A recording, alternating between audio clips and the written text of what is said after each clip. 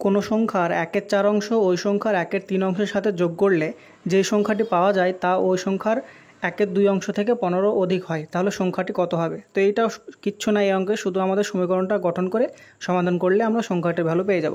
তো এখানে আমাদের সংখ্যাটি যা খুশি একটা ধরতে পারো, আমি ধরলাম সংখ্যাটি যদি এ ধরি, তাহলে সেই সংখ্যাটির 1/4 অংশ মানে আমরা কত লিখতে পারি? a/4।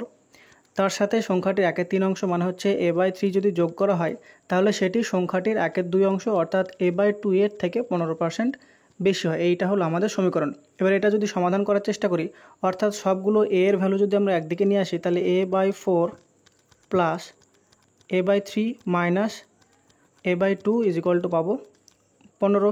তাহলে নিচে যদি লসাগু করি তাহলে এটা লসাগু করলে হয় 12। তাহলে এখানে হবে 3a plus 4a minus 6a is equal two আমরা পাবো 15। তাহলে উপরে দেখো 4 আর 3 7, 7 থেকে যদি 6 মাইনাস করি তাহলে আমরা উপরে পাচ্ছি a divided by 12 is equal to 15। তাহলে a ইজ ইকুয়াল টু আমরা কত পাবো? 12 আর 15 যদি আমরা মাল্টিপ্লাই করি তাহলে এটা পেয়ে যাবো 180। তাহলে এর ভ্যালু অর্থাৎ সংখ্যাটির ভ্যালু আমরা পেলাম 180, যেটা অপশন নাম্বার সি হয়ে যাবে এখানে সঠিক উত্তর।